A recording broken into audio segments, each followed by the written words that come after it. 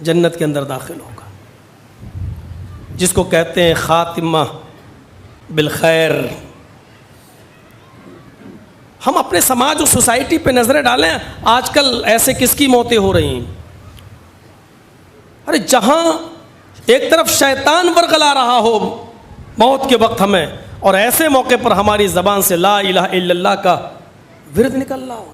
امام مالک رحمۃ اللہ علیہ کی زندگی پڑھیے، پتہ چلے گا۔ امام مالک رحمۃ اللہ علیہ کا جب انتقال کا وقت قریب آیا تو وہ منہ میں بڑبڑانے لگے، لوگ ان کے ارد گرد بیٹھے ہوئے تھے، بڑبڑانے لگے، ابھی نہیں، ابھی نہیں، ابھی نہیں۔ وہاں جو لوگ بیٹھے تھے انہوں نے کہا، امام محترم یہ کیا آپ کے منہ سے نکل رہا، ابھی نہیں، ابھی نہیں، ابھی نہیں، یہ کیا بک رہے ہیں آپ؟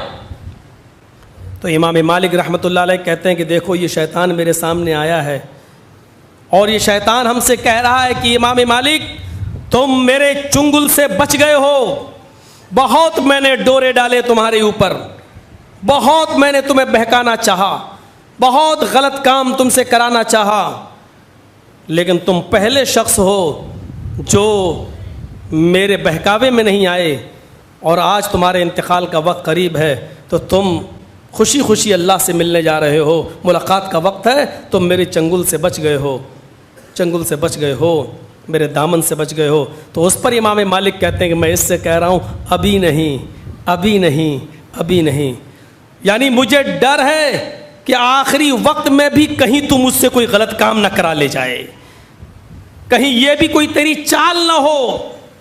جب تک میری روح قبض سے عنصری سے پرواز نہیں کر جائے گی تب تک یقین نہیں ہوگا کہ میرا خاتمہ بالخیر ہو رہا ہے کہ نہیں ہو رہا ہے۔ ہو سکتا ہے کہ تو آخری وقت میں مجھ سے کوئی غلط کام کرا لے جائے۔ یہ امام مالک رحمۃ اللہ علیہ کا جواب تھا۔ ہم اپنی زندگیوں پر غور کریں، کیوں بھیجے گئے ہیں یہاں پر؟ کیا ہم اور آپ جنت والے کام کر رہے ہیں؟ من کان آخر کلامی لا الہ الا اللہ دخل الجنہ، جس کی زبان سے آخری جملہ لا الہ الا اللہ نکلا وہ جنت کے اندر داخل ہوگا۔ لقنوا موتاکم لا الہ الا اللہ، جب تمہارے مریض بالکل مرنے کے قریب ہوں اور ان کے پاس تم بیٹھے ہو تو لا الہ الا اللہ کی تلقین کرو، یعنی ان کے پاس بیٹھ کر زور سے پڑھو لا الہ الا اللہ، لا الہ الا اللہ۔ بہت سے ایسے موقع پر بڑی جہالت یہ ہوتی ہے کہ وہاں بیٹھ کر جو عورتیں ہوتی ہیں، خواتین، وہ مرنے والے کے قریب بیٹھ کے کہتی ہیں پڑھ لا الہ الا اللہ، اس سے کہتی ہیں پڑھ پڑھ پڑھ لا الہ الا اللہ۔ اب کہیں غصے میں اس نے کہہ دیا نہیں پڑھوں گا، بھاگ یہاں سے، تو کیا ہوگا؟ حدیث کے اندر یہ نہیں آیا کہ اس کو پڑھواؤ، بلکہ یہ آیا کہ اس کے پاس بیٹھ کر تم خود زور سے پڑھو۔ جتنے لوگ اس کو دیکھنے کے لیے گئے، عیادت کے لیے گئے، تیمارداری کے لیے گئے، ان کو حکم دیا گیا کہ زور سے ان کے پاس بیٹھ کر پڑھو لا الہ الا اللہ۔ تمہارے زور سے پڑھنے کی وجہ سے شاید اس کو بھی لا الہ الا اللہ زور سے پڑھنے کی توفیق مل جائے، اور وہ بھی تمہارے پڑھنے کو دیکھ کر وہ بھی زور سے یا من ہی من میں اس کی زبان سے آخری جملہ لا الہ الا اللہ نکل جائے۔ اس کے پاس بیٹھ کر زور زور سے ہمیں اور آپ کو پڑھنا چاہیے لا الہ الا اللہ، لا الہ الا اللہ، لا الہ الا اللہ، جتنا حدیث میں آیا اتنا ہی، ورنہ کہ مولانا صاحب تو محمد رسول اللہ کہہ ہی نہیں رہے۔ لقنوا موتاکم لا الہ الا اللہ، اپنے قریب المرگ آدمی کے پاس جو موت کے قریب ہو اس کے پاس بیٹھ کر لا الہ الا اللہ پڑھیے۔ اب بہت سے لوگ کہیں گے کہ لا الہ الا اللہ پڑھ رہے ہیں تو محمد رسول اللہ بھی پڑھ لو تو حرج کیا ہے؟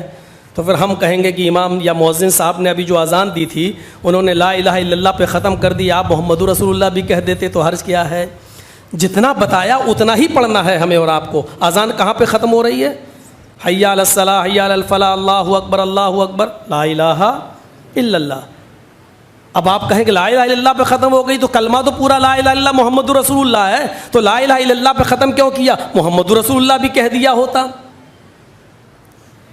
میں صاحب وہ تو کہہ چکے ہیں اشہد ان محمد رسول اللہ، میں اس لیے یہاں ضرورت نہیں پڑی، تو وہاں تو یہ بھی کہہ چکے ہیں اشہد ان لا الہ الا اللہ، پھر یہاں لا الہ الا اللہ کی ضرورت کیوں پڑی؟ اسلام ہماری اور آپ کی عقل پر نہیں چلے گا، اسلام چلے گا تو شارع کے دیے ہوئے طریقے پر، جناب محمد رسول اللہ صلی اللہ علیہ وسلم کے دیے ہوئے طریقے پر چلے گا۔ ہم نہ اس میں سے کچھ بڑھا سکتے ہیں نہ ہم گھٹانے کا حق رکھتے ہیں۔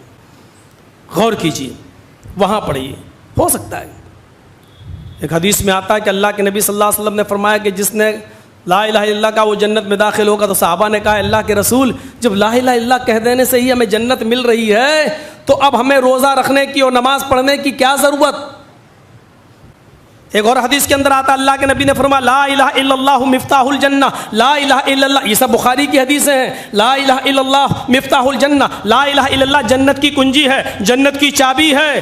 تو صحابہ نے کہا اللہ کے رسول جنت کی چابی تو آپ نے ہم کو دے ہی دی ہے، اب تو ہم جائیں گے اور تالا کھولیں گے اور اندر داخل ہو جائیں گے، ہمیں نماز پڑھنے کی اور روزہ رکھنے کی، حج کرنے کی کیا ضرورت؟ جب لا الہ الا اللہ جنت کی چابی ہے اور جنت کی کنجی جب ہمیں مل ہی گئی تو نماز اور روزے کی کیا ضرورت؟ تو اللہ کے نبی صلی اللہ علیہ وسلم نے کیا فرمایا؟ لا الہ الا اللہ